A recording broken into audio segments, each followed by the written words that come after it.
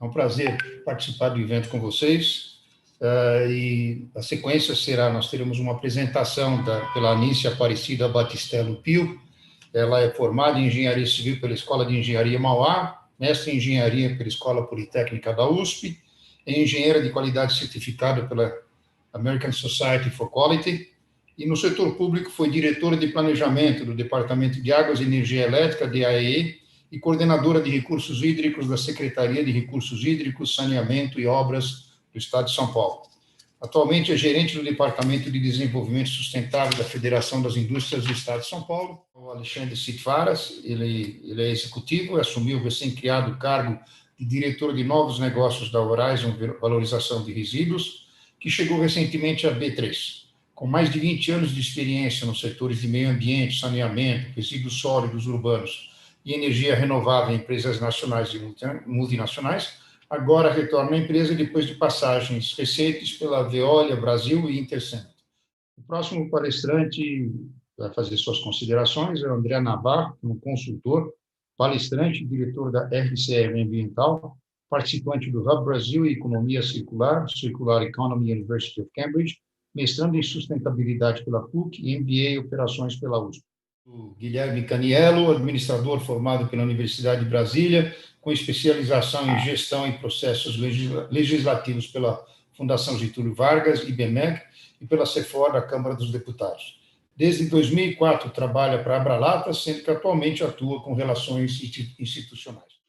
E qual foi o grande objetivo por que a Fiesp entrou nesse processo, por que ela estruturou um sistema de logística reversa? Porque era um modelo alternativo para pequenas empresas do Estado de São Paulo cumprirem as exigências nacionais.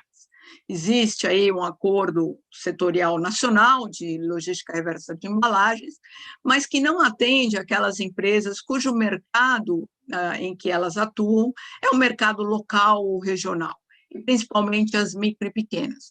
Foi assim que esse sistema, digamos assim, foi estruturado e surgiu essa necessidade da Fiesp encabeçar esse processo. Bom, então, como é que ele funciona, Nícia? Vamos lá. Em cima ali eu tenho um fabricante de um determinado produto, seja uma água sanitária, seja um iogurte, enfim, qualquer produto que vai necessitar de uma embalagem. Este fabricante ou envasador, como a gente denomina ele, é o dono da marca, vamos dizer assim, ele compra uma embalagem de um fabricante de embalagem que, enfim, aí é uma questão de mercado e de tipo de embalagens melhor para aquele produto que ele precisa embalar e vender aquele produto para o consumidor, né, para o comerciante, para chegar no consumidor.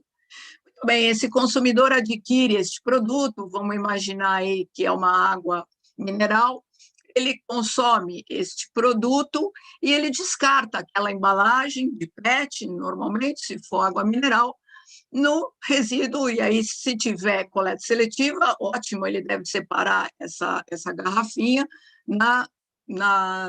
digamos assim, se tiver coleta seletiva e separador ali, no reciclável, né? Na coleta seletiva daqueles materiais recicláveis. E o operador municipal, cada município tem uma realidade, esse operador municipal vai coletar esse resíduo e vai levar, e aí nós chamamos de operadores, e se enquadram aí vários tipos de operadores. Ele vai levar e dar uma destinação adequada. Se for por coleta seletiva, ele vai ter uma central de reciclagem e ele vai separar esse material e ele vai vender este material para empresas de tratamento, para a indústria da reciclagem, que vai transformar esse material, se for um PET, ele vai transformar esse PET novamente numa matéria-prima reciclada e vai comercializar isso junto aos fabricantes de embalagem. Esse sistema, gente, já existe hoje, né? Este mercado existe hoje, ainda em índices muito pequenos, né? É por isso que a gente entende que o nosso sistema veio para, digamos, alavancar e melhorar esse sistema que já existe hoje, porque ele ainda é, de uma certa forma, pequeno, vamos dizer, a indústria da reciclagem existe, mas ela não está devidamente madura e grande para fazer a reciclagem de tudo aquilo que existe de potencial, vamos dizer assim, para ela crescer. É aí que entra o sistema de logística reversa que a Fiesp estruturou. É justamente para a gente alavancar esse sistema e remunerar esse sistema no sentido de que ele cresça e fortaleça. Então, nós, digamos assim, ele é baseado nos certificados de reciclagem.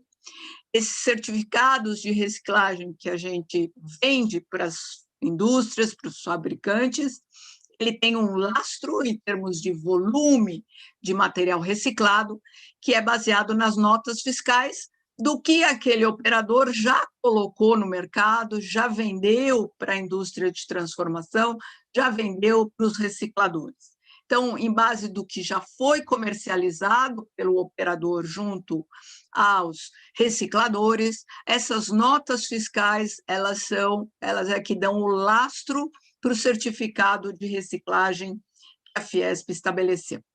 Então, rapidamente, a indústria que precisa comprovar a sua logística reversa junto aos órgãos públicos, ela compra o certificado do nosso sistema e o nosso sistema remunera aquele operador municipal, público ou privado, justamente para que esta remuneração ajude a fortalecer e a melhorar a gestão, a coleta seletiva, a triagem, enfim, investir para que aumente a triagem, para que aquelas embalagens não vão mais parar em aterro e sejam reinseridas na cadeia produtiva.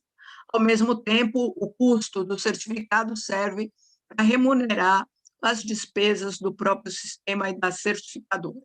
Também a Fiesp hoje é ela que, digamos assim, encaminha para os órgãos de controle os relatórios mensais e anuais, conforme a exigência legal de cada estado, daquelas empresas que estão no nosso sistema e que estão cumprindo a logística reversa. Essa foi a forma que a gente encontrou, tanto de alavancar recursos para melhorar os sistemas municipais e os sistemas de coleta seletiva, de triagem, e dar a garantia para o empresário, para aquela empresa que precisa comprovar sua logística reversa, e não é o business dela, com um certificado que tenha lastro e que tenha principalmente, vamos lá, rastreabilidade.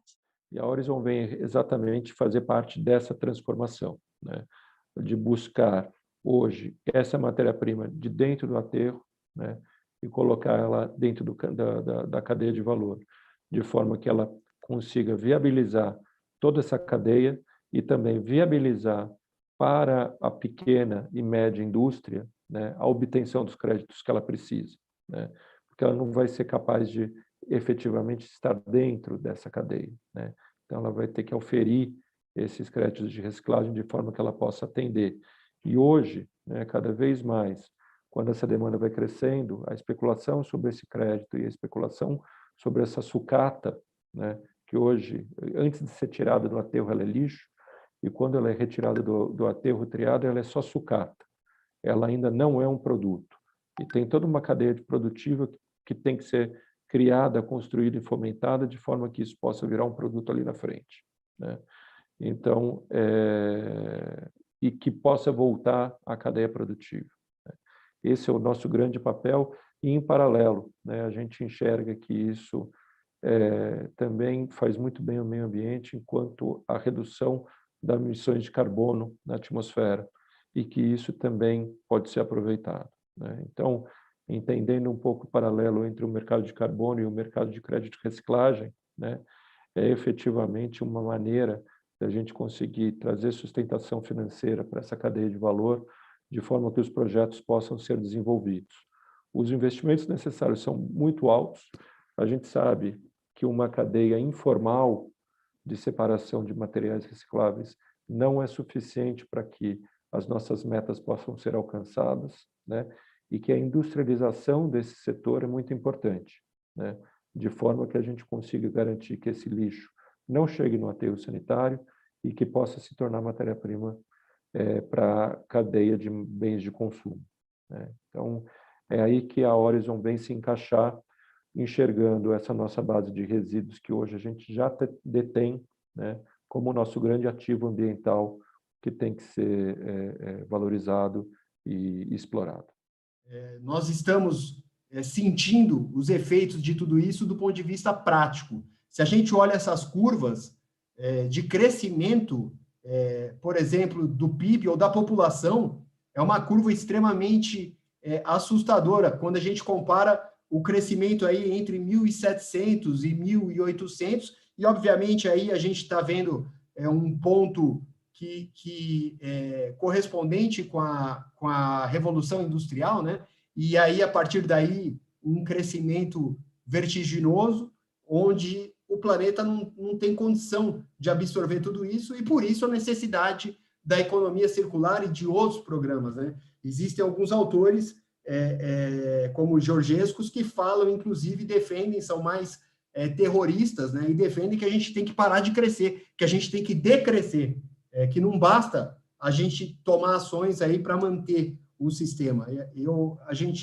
O meu ponto de vista, ele é mais otimista, mais um caminho do meio aí, tal como o do José Eli da Veiga. Aqui são fatos, né? As geleiras aí estão cada vez mais derretendo, nós temos cada vez mais queimadas, ou seja, essa ação antrópica, essa ação do ser humano no planeta, esse consumo muito alto e poucas práticas de economia circular, de reciclagem, estão, sim, gerando impactos ambientais severos, que culminam com o aquecimento global. E o aquecimento global, isso é cientificamente comprovado, gera diversos tipos de pandemias. Não tem nenhuma comprovação científica com aquecimento global e a atual pandemia do Covid-19, mas sim tem diversas comprovações científicas de outros tipos de pandemias. Então, a gente não sabe se o Covid-19 tem ou não tem a ver com aquecimento global, pelo menos não do ponto de vista científico, mas toda essa ação para salvar o planeta para as próximas gerações tem causado aí um ciclo vicioso, onde o que a gente tem hoje, claro, é uma escassez de matéria-prima. Essas commodities, elas estão com preços extremamente inflacionados, com uma variação tremenda, porque não tem matéria-prima disponível no mercado para fazer as embalagens, por exemplo, e outros tipos de produto. E o controverso que a gente olha é que na contramão, né, enquanto a gente não tem escassez de matéria-prima, a gente olha para os oceanos e vê os oceanos cada vez mais poluídos com embalagens que deveriam estar sendo reinseridas no ciclo produtivo. Então, nós precisamos transformar esse ciclo vicioso num ciclo virtuoso, e esses caminhos apresentados pelo Alexandre, pela Nícia, e tenho certeza, pelo que ainda vai ser falado aqui, é o caminho para a gente, pelo menos, ajudar, dentro das nossas possibilidades, a colocar aí o mundo numa rota menos insustentável, né? O caminho básico que a gente entende como viável para solucionar esses problemas é o caminho da economia circular. O caminho da economia circular, uma das questões da economia circular está a logística reversa. Economia circular, mais do que a logística reversa, ou mais do que a reciclagem, como muita gente resume a economia circular, a economia circular, ela pensa também em recriar modelos de negócio, ou seja, mudar o mindset para criar novos modelos de negócio para que se prolongue a vida útil dos produtos, para se evitar novas produções e, com isso, novas extrações de material. Quando isso não é possível, bom, existe o fluxo produtivo e aí sim, do fluxo produtivo, a gente precisa substituir a lógica linear pela lógica circular, e aí a logística reversa está inserida dentro também do que pressupõe a política nacional de resíduos sólidos. A partir daí, nós tivemos diversos acordos, decretos, termos de compromisso. Aqui eu destaco a CETESB, em São Paulo, como um grande fator de mudança, porque quando você tem uma política nacional de resíduos sólidos, ela era vigente desde 2010, mas muito pouco se via na prática as coisas acontecerem.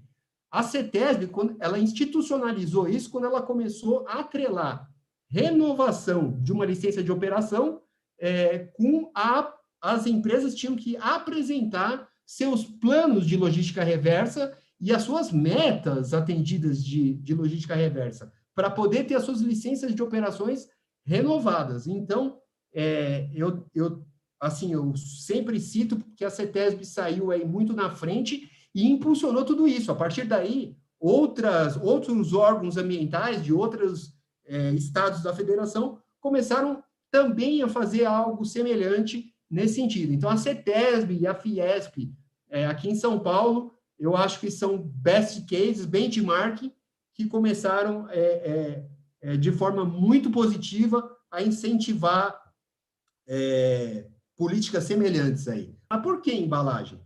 Como eu falei, embalagem ela é necessária para alguns tipos de produto para que se consiga a proteção. Poxa vida, eu recebi uma revista de sustentabilidade, de economia circular, de meio ambiente. A revista ela vinha embalada num saco plástico, dentro do envelope, com outra caixa. Assim, quanta embalagem tinha lá desnecessária, porque a revista não precisava daquilo tudo de embalagem. Então, a gente tem que repensar. Precisa de embalagem mesmo?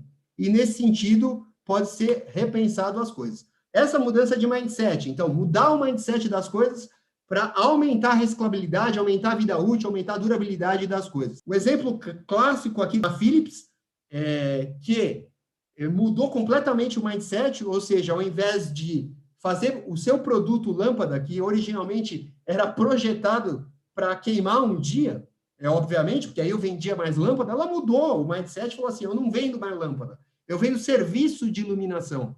E aí alinha-se os objetivos de sustentabilidade.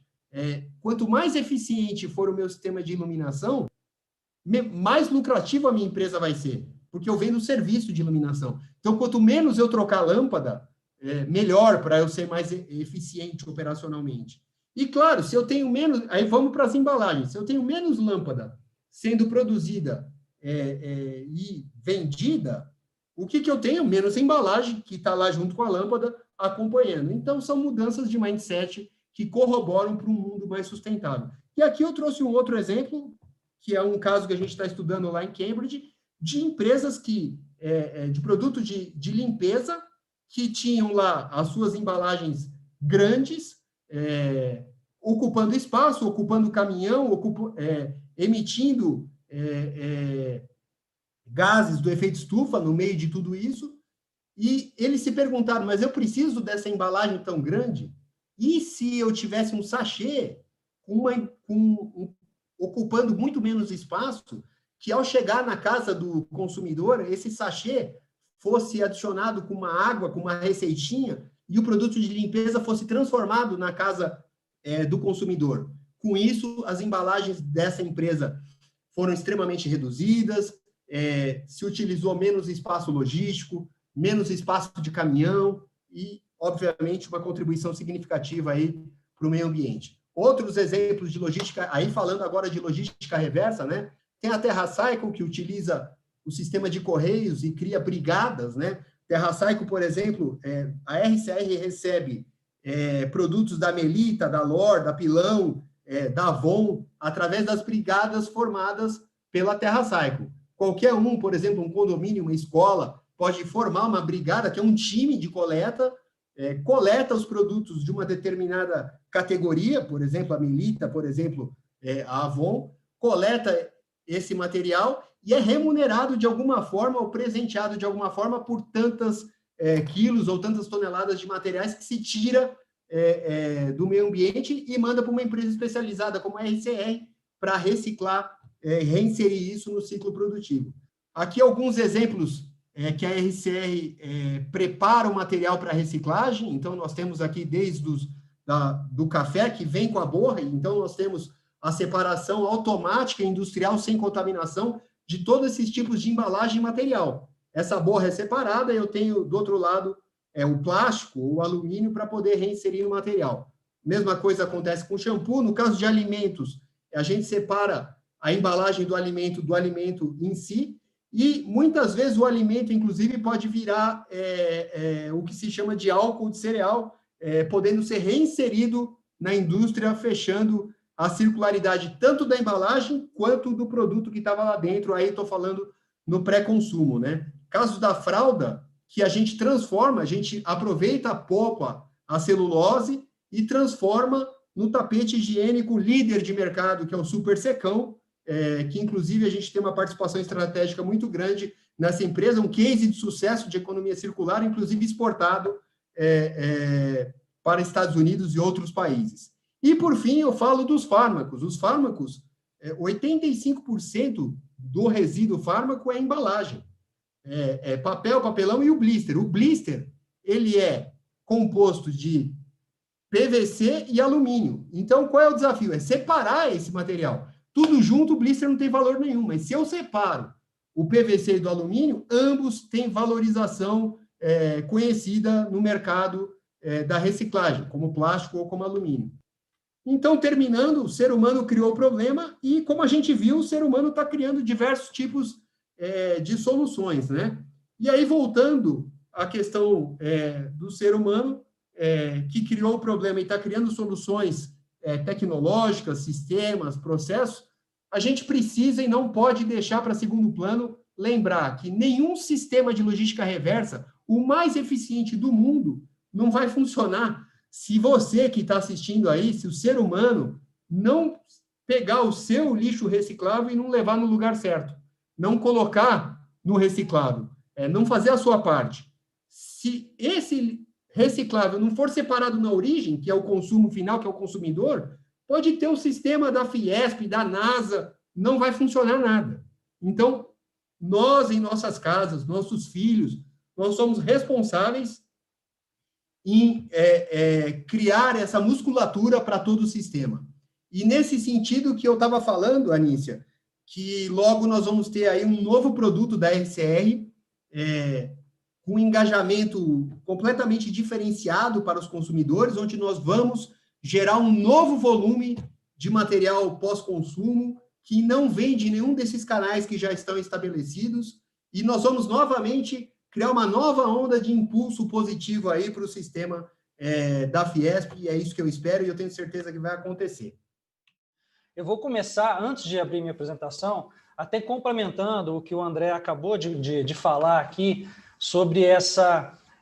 que, inclusive, foi até um gancho que talvez ele tenha aproveitado que a Anícia falou, sobre aquela responsabilidade compartilhada que a Política Nacional de Resíduos Sólidos teve a felicidade de traduzir isso por meio de uma regulação, que é o nosso marco hoje para a logística reversa, né? Que é essa responsabilidade que o consumidor tem de fazer o descarte adequado. Se ele não faz o descarte adequado, o restante do ciclo, né, para que esse material tenha o seu retorno garantido à produção, fica comprometido. Mas antes disso, eu sempre costumo falar que tem uma responsabilidade ainda maior do consumidor, que é de considerar o impacto ambiental quando ele faz a sua escolha de compra. Então, além dele ter a consciência de descartar corretamente, ele tem que ter a consciência de considerar o impacto ambiental de produtos e serviços quando ele adquire. Isso é muito importante, e eu acho que depende, claro, da indústria, como a Anícia falou, né, de vencer esse obstáculo, de saber comunicar para o consumidor aquele produto que tem um impacto X ou impacto Y para facilitar a vida de todos. Trazendo aqui o que mais interessa a todos, que é o exemplo prático de uma logística reversa que dá certo, né, que é o caso da lata de alumínio para bebidas, e que não é por acaso, né? Então, desde quando chegamos no Brasil em 89, até mesmo antes de alguns importantes debates internacionais, como o da Rio 92, fomos um dos primeiros setores a incentivar, de fato, o retorno da nossa embalagem ao ciclo produtivo, ou seja, a reciclar em grande escala a latinha que a gente coloca no mercado, principalmente com campanhas de reaproveitamento junto a escolas, a redes de supermercados, e também trabalhando fortemente a educação ambiental do consumidor sobre a escolha correta do seu produto, levando em consideração o seu impacto ambiental. Segundo dados aí da Abrelp, se não me falha a memória, pelo menos nos grandes centros, houve um aumento, né, da geração de embalagens nos resíduos sólidos urbanos. Então, eu acho que, se por um lado nós temos um exemplo aí de que nós precisamos fazer uma transição acelerar essa transição para a economia circular e acelerar as nossas ações de logística reversa, uma demonstração inequívoca aí que houve esse aumento e que a gente precisa fortalecer essa cadeia de reciclagem, como bem colocou o André, nós precisamos justamente rever aí, não só, né, não era o objeto aqui, mas o André colocou muito bem a questão dos modelos de negócio, né, quer dizer, o compartilhamento, enfim, toda essa questão de um novo modelo de negócios, de não mais fornecer um bem, um produto, mas sim atender uma necessidade do consumidor no sentido de fornecer um serviço. Eu acho que tudo isso está, né, digamos, de certa forma, será acelerado, na minha opinião, essa transição para esse novo modelo, para essa nova economia. Perguntado aí e colocado pelo Gabor sobre a despressurização de latas, né? A RCR, há uns 12 anos atrás, mais ou menos, foi demandada por um grande fabricante de aerosóis, com operações no mundo e no Brasil, né? Uma multinacional com operações no Brasil, onde, então, nós desenvolvemos a nossa primeira máquina automatizada para despressurizar aerosol em grande escala. O que acontece com o aerosol? O aerosol, ele traz consigo um perigo muito grande, acho que todo mundo sabe, por conta dessa pressurização. A gente sabe que, infelizmente, muitas pessoas já foram seriamente machucadas por explosões, pelo vazamento de aerosol, inclusive algumas pessoas foram a óbito, e é uma coisa muito séria tratar essa questão do aerosol, né? Hoje, 12 anos depois, nós estamos na 7ª versão de máquina, de tipo de tecnologia de despressurização de aerosol. Inclusive, hoje, a nossa central de despressurização de aerosol é separada das nossas outras operações, ela está numa posição estratégica, e é uma central específica que prevê essa despressurização em ambiente controlado, com uma série de sensores, uma série de regras, uma série de controles para efetivamente evitar que alguém possa se machucar nesse processo. E aí, no final de tudo isso, obviamente, numa lata de aerosol, nós temos plástico e outros componentes que vão junto aí numa lata de aerosol, e do outro lado nós temos alumínio ou aço. E aí a gente pode... depois de devidamente despressurizado, a gente pode mandar de volta para a indústria da reciclagem. Mas é um ponto importante, inclusive na logística reversa pós-consumo, porque acumular esse tipo de resíduo, e eu tenho visto alguns bem intencionados, inclusive, tentando acumular e juntar para poder mandar, mas tomem cuidado com isso, porque realmente essa lata pressurizada ela tem um risco inerente, e eles chamam daquele efeito rocket, né? Então, quando ela despressuriza com aquele resíduo de álcool, ela pode machucar seriamente alguém, ou até, dependendo da quantidade que tiver lá, causar um problema muito mais sério, um incêndio, e é sério. Se vocês colocarem na internet casos relacionados a isso, é assustador. O mercado de resíduos, né, provenientes do pós-consumo, né, para reciclagem, é algo que existe, né? E que hoje eu acho que todo mundo está aqui, eu acho que, tirando o Guilherme, que tem um case de 98%, 97% de recuperação de latinha, né? Eu acho que, principalmente o segmento de plástico, e principalmente quando a gente fala de plástico flexível, multicamada e tudo mais, o André pode falar um pouco disso também, é baixíssima reciclagem, né? Você realmente, a indústria do plástico sofre para conseguir captar plásticos que não seja o PET, né? Que é um plástico de maior valor agregado e aonde hoje a gente tem uma reciclagem da garrafa até a garrafa. Por exemplo, em São Paulo, as empresas que estão localizadas em São Paulo, como disse muito bem o André, para renovar sua licença ambiental, ele precisa comprovar a logística reversa, né? Isso talvez não aconteça em todos os estados ainda, mas deve ser uma tendência. Então, nessa comprovação, apenas as empresas que estão sujeitas ao licenciamento ambiental, então, digamos assim, estão sendo obrigadas a implantar logística reversa. A lei, que fique muito claro, a lei é para todos, para os fabricantes nacionais, para os produtos nacionais e para os importadores. em que pese que as nossas entidades, sejam os órgãos de controle, os órgãos de fiscalização, e esse assunto nós já levamos para o Ministério do Meio Ambiente também, no sentido de como obrigar esse importador a participar, né, dessa logística reversa.